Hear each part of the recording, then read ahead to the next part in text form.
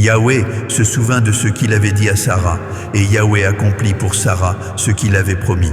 Sarah devint enceinte, et elle enfanta un fils à Abraham dans sa vieillesse, au temps fixé dont Dieu lui avait parlé.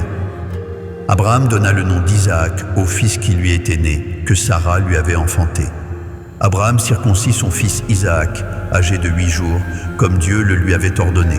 Abraham était âgé de 100 ans à la naissance d'Isaac, son fils. Et Sarah dit, « Dieu m'a fait un sujet de rire. Quiconque l'apprendra rira de moi. » Elle ajouta, « Qui aurait dit à Abraham, Sarah allaitera des enfants. Cependant, je lui ai enfanté un fils dans sa vieillesse. » L'enfant grandit et fut sevré, et Abraham fit un grand festin le jour où Isaac fut sevré. Sarah vit rire le fils qu'Agar, l'Égyptienne, avait enfanté à Abraham, et elle dit à Abraham, « Chasse cette servante et son fils, car le fils de cette servante n'héritera pas avec mon fils, avec Isaac. » Cette parole déplut fort aux yeux d'Abraham à cause de son fils. Mais Dieu dit à Abraham, « Que cela ne déplaise pas à tes yeux, à cause de l'enfant et de ta servante. Accorde à Sarah tout ce qu'elle te demandera, car c'est d'Isaac que sortira une postérité qui te sera propre.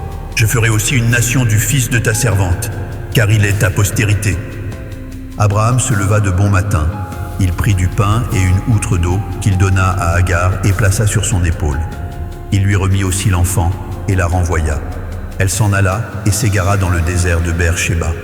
Quand l'eau de l'outre fut épuisée, elle laissa l'enfant sous un des arbrisseaux et alla s'asseoir vis-à-vis à une portée d'arc, car elle disait « Que je ne vois pas mourir mon enfant. » Elle s'assit donc vis-à-vis de lui, éleva la voix et pleura.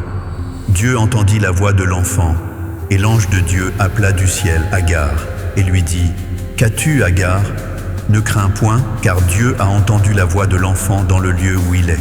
Lève-toi, prends l'enfant, saisis-le de ta main, car je ferai de lui une grande nation. » Et Dieu lui ouvrit les yeux, et elle vit un puits d'eau.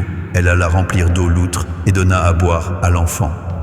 Dieu fut avec l'enfant qui grandit, habita dans le désert et devint tireur d'arc.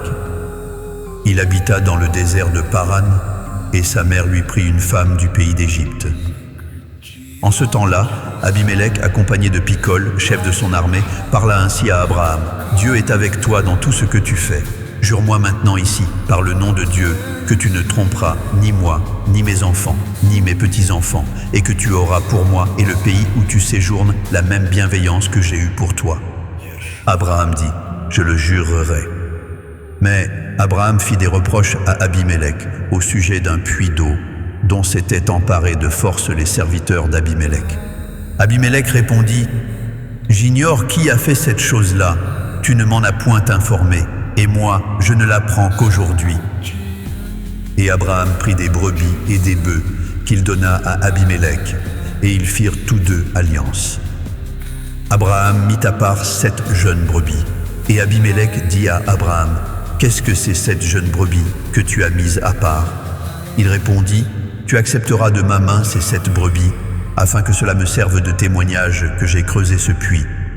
C'est pourquoi on appelle ce lieu Beer-Shéba, car c'est là qu'ils jurèrent l'un et l'autre. » Ils firent donc alliance à Beer-Shéba.